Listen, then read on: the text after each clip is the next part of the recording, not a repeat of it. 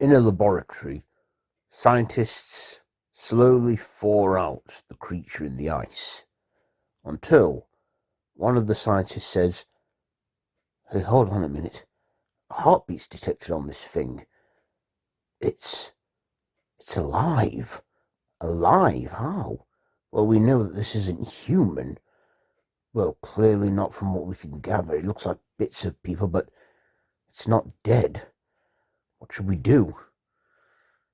We need to alert either Mr. Grey or Dr. Jekyll. They'll tell us what we should do."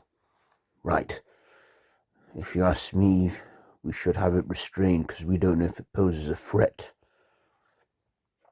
Meanwhile, in another room, a laboratory, a man studying Frankenstein's journal, saying, "This is fascinating."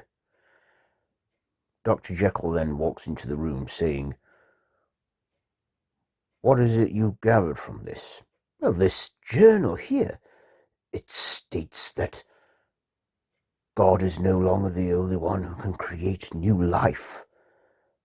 As far as I can tell, this Victor Frankenstein has performed a miracle." "Well, Pretorius, can you recreate this work theoretically?" "Oh, not theoretically. I can do it exactly. And with modern equipment, could I do such a thing? If you can, if I can have a machine built so I can conduct my own experiment with this? If this creature we found is truly the work of Dr. Frankenstein, yes, yes, we can. Ah, yes, to a new world of gods and monsters." Then Dr. Jekyll gets a call from one of the scientists saying, "Dr. Jekyll, we found the creature is still alive. What should we do?" "Put in a secure unit. If it wakes, we'll know what it's capable of, if it's intelligent or not." Later, Dr. Jekyll sees that the creature wakes up and decides to confront it, explaining to it that the year is 2025 AD and that it has been asleep for around 230 years. The creature, still adjusting, sits in a small room where Dr. Jekyll then enters the room, saying to the creature, "So, where is my journal?" said the creature, before interrupting Dr. Jekyll. "Your journal is fine. It's being studied by one of our scientists, and we trust that you're not a threat." "I'm not a threat. I'm no one. I'm nothing." "Can you explain to me why you was made?" "I was made as a failed experiment. That's all I am." "I see. Well, this is the 21st century. Things have come a long way since then. I believe that your creator, Victor Frankenstein, was ahead of his time in his research. So far ahead he could not even understand it himself. And I believe that, well, we have technology today that can bring back the dead. Only if they've been dead for a short period of time." "What, you're saying you can do that now? Can you make morph creatures like me?" "Well, um, since we discovered you, yes, we are looking into it. But can you tell me, why you were in the Arctic. Why I was in the Arctic? I was on the run from Frankenstein. He rejected me, and out of anger I destroyed everything of his. And he then swore revenge on me, chased me to the ends of the earth, to the Arctic. I mean, I'm immune to the cold. But he freezed and found a crew. The crew offered me a place on the ship, but I decided to not go and stay and live in isolation, where I, well, lived in a cave for a while and managed to fish the best I could to my abilities. Eventually, it got cold and I couldn't move. Then I fell into a slumber and I woke up here. It's quite incredible. Can I ask, do you know what you are? Just a creation. I'm bits of other people, murderers and thieves.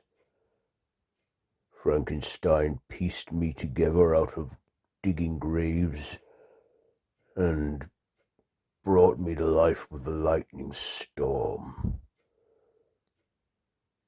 I see. When we found you, we did find that you had Frankenstein's journal and also a copy of the Holy Bible. I like to read. And how did you learn to read, may I ask, said Dr. Jekyll. I learnt to read from witnessing a family afar, where a blind man of the family spoke to me, but the family couldn't understand me and they left. That's when I knew I would swear revenge on Victor Frankenstein, and I did. So you did that? How did you know where to find me? Well, we had a team search for you for a long time, from various explorers throughout history, but none were successful in finding you until now. We heard the stories from the captain of the ship, Captain Walton, that people told for decades and centuries, and, well, that story has lived on till now. That's why we found you. And why have you brought me here? Did it not occur to you that I might want to be on my own? Tell me, did you ever have purpose in life? No. All I had to do was just read 2 books, the Bible and Frankenstein's journal, where I learnt of my creation. The Bible? Did you read it all? Yes. I've looked and I thought, I'm not a child of God. I am a child of man, and man, well, are they God or playing God? They find it sinful. Right, so you read everything in the Bible. I felt like I could relate to Adam, as he was created by God, and asked God for a companion by removing his rib, and he got one. Yes, the Bible has been told many a times. Are you a doctor of science, Dr. Jekyll? I am. And what do you study in science? Well, like Frankenstein, I created a monster. Nothing like you. And, by the way, you may look like a thing made out of evil, but I don't sense that you are evil. You said you created a monster, but not like me. Oh no. I created a monster within myself, and, well, let's just say my experiments, I wanted to see if man's lust could be separate from their ego. It was very complex, but I was successful, but it all went so wrong as well. That creature hides within me, and he was always good at hiding. I ended up calling him Hyde, or he did. But I have him under control by consuming a medicine which keeps him repressed until I can find a cure. That is partly why I'm here. When I was brought here a while ago now, I was told that I could research and work for Prodigum. We are a secret society whose job has been to create the illusion that man is alone, because man does not understand. But of course, the 21st century, things are getting more advanced. People are having access to cameras and phones and other technical advancements. There's only so many times we can brush it off as a hoax. Technology. A phone. Cameras. Yes. I'm sorry. Do you have a name? Because I simply don't know what to call you, the creature or the thing or something. Frankenstein never gave me a name. I never had one. Well, what if it's time you had one? Time I had a name. Why would you want to name me? Well, I want to call you something, refer to you as someone. You exist. That's all I ever wanted in life, to exist. But instead I was an abomination. Not anymore, you're not. This is the 21st century. Things have come a long way with acceptance. Like, I don't know if you know, but many people are equal now. Not in some cultures, but a woman can vote. Two people of the same sex can have relations and even marry. Get out of here.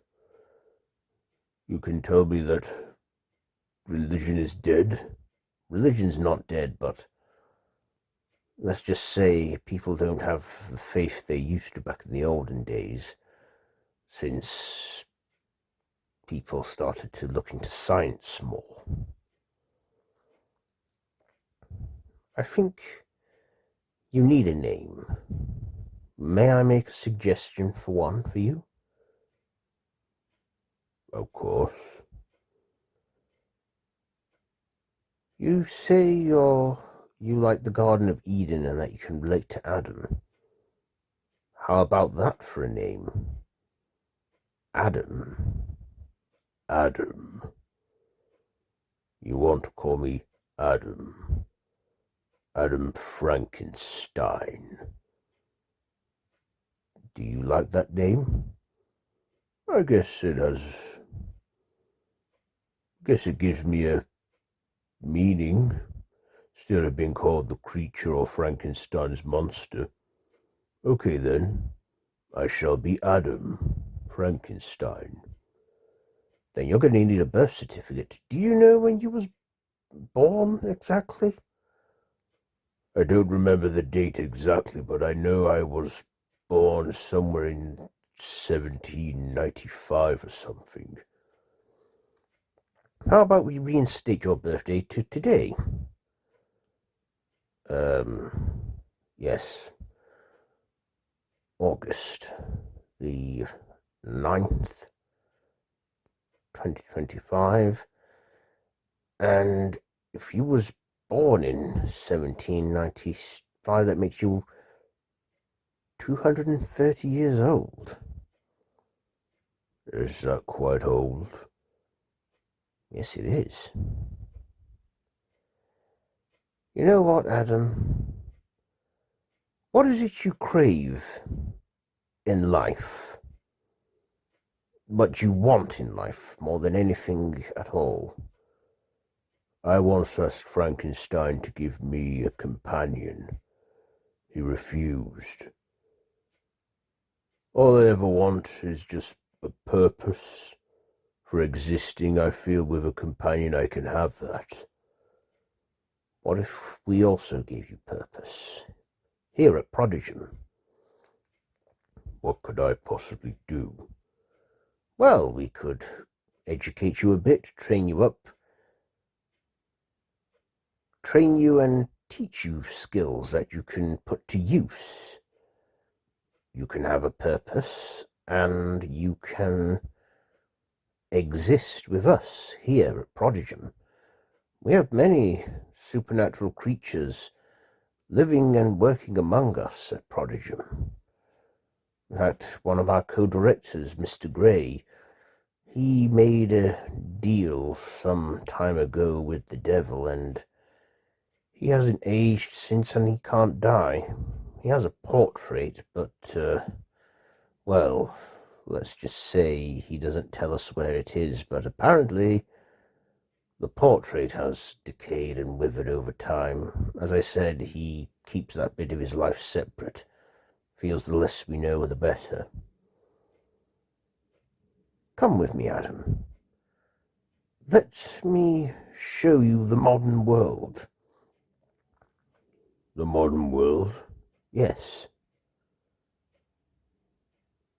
Dr. Jekyll and now named Adam go out into the dark streets of London where they walk around, say, looking, and Adam says, So, what is this?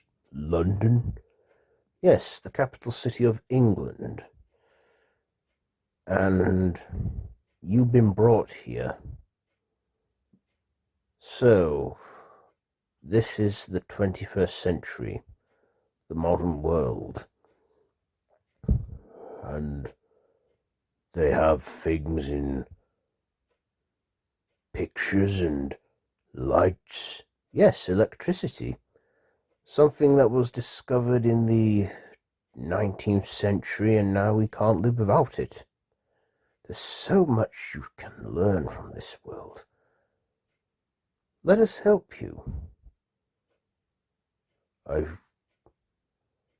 would like that. Come, I want to introduce you to someone. Adam Frankenstein, this here is Dr. Anton Pretorius, one of our scientists at Prodigum. Ah, yes, the creature himself, Frankenstein's monster. Pretorius, he has a name. He is called Adam, and I think he would prefer that you call him that. Would you, Adam? Yes, call me Adam. And can I speak for myself as well? Of course, yes. And he has been studying Frankenstein's journal. Yes, I have the materials now to build a machine, a lot more modern and updated than Frankenstein's, and I plan to make another creature. You're male, yes, so I was thinking I could create a woman. A woman? You see, Frankenstein, he always promised me, well, he didn't promise me, but I asked him to make me a companion. He went back on that deal, and I was angry. So you wanted a bride? That's what would give him purpose, said Dr. Jekyll. Then a bride we shall give him. We shall make him. You say he's called Adam. Then we shall make him his Eve.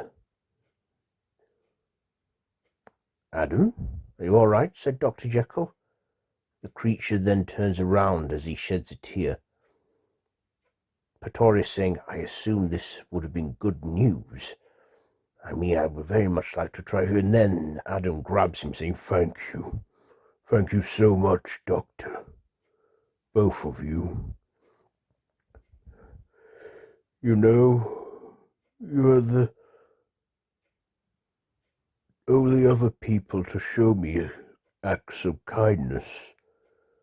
The only other person who showed me any kindness was a blind man, as I told Dr. Jekyll already.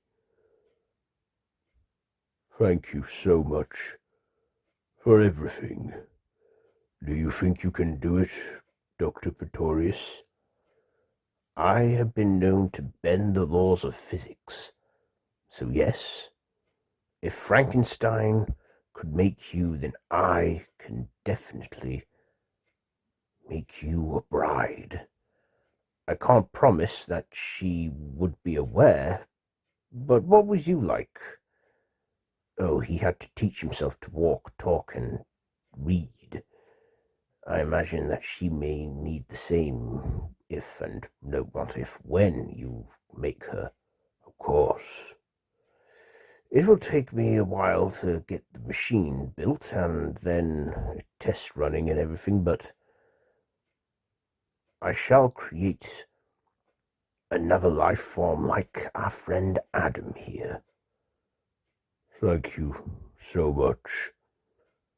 Then another man walks in a grey three-piece suit with long shoulder-length hair and a small triangular beard on his chin and a moustache.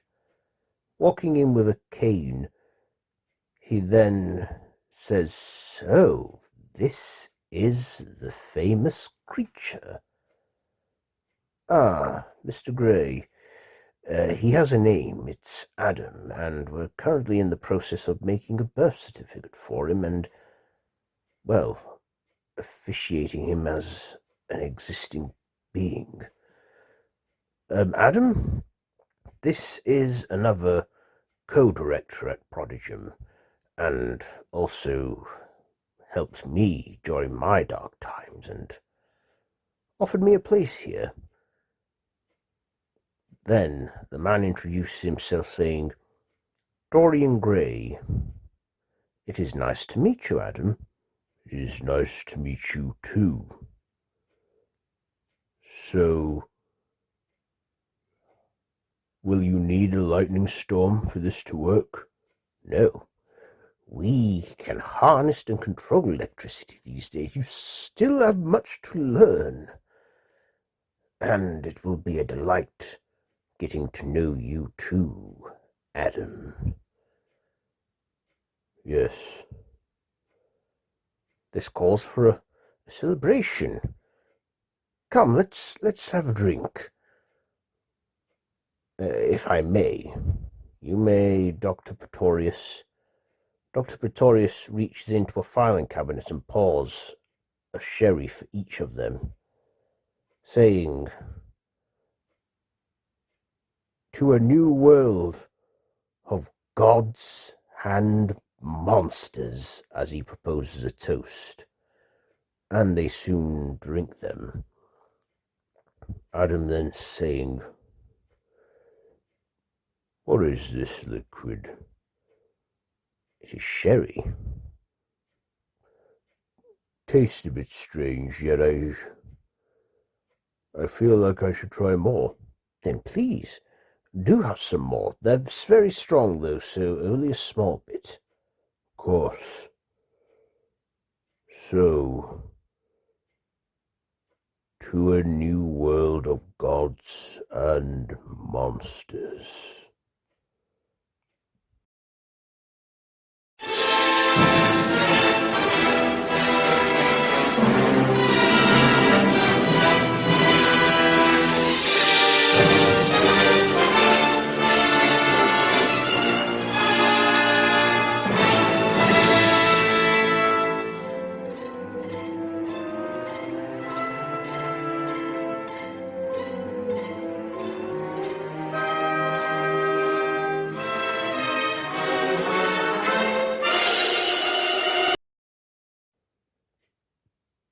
In Sussex, during a stormy winter night as a blizzard blows around, at the Lion's Head Inn, inside, the landlord bangs on the door of a room, telling the person who's in there to come on out and that he has the police ready. All right. He's not answering. You better kick the door down. You have my permission, officer. Very well. The policeman then gives him one last warning, saying, "Look, sir, if you don't open this door, I will have to open it by force." All right, then. Police officer then charges the door and eventually breaks it open. There, he looks around and sees that the room is bitter cold with the window open, letting in a cold breeze. The landlord walks in and looks around and says, "What the hell is going on in here? What's he be doing?" They look around where they see discarded clothes and bandages and goggles. Then the landlord looking, saying, "Oof, it's freezing. You don't suppose he jumped out the window and got away?" "I don't know. It's the only explanation I can think of. I mean, I can't see him round here. What did you say his name was again?" He signed in as Griffin." "Well, he's not here now because, well, I can't see anyone." The policeman and the landlord breathe as their breaths are seen. As they close the window and leave the room, in the room, as it's still cold, an unseen presence breathes as his breath is seen, but the man is invisible.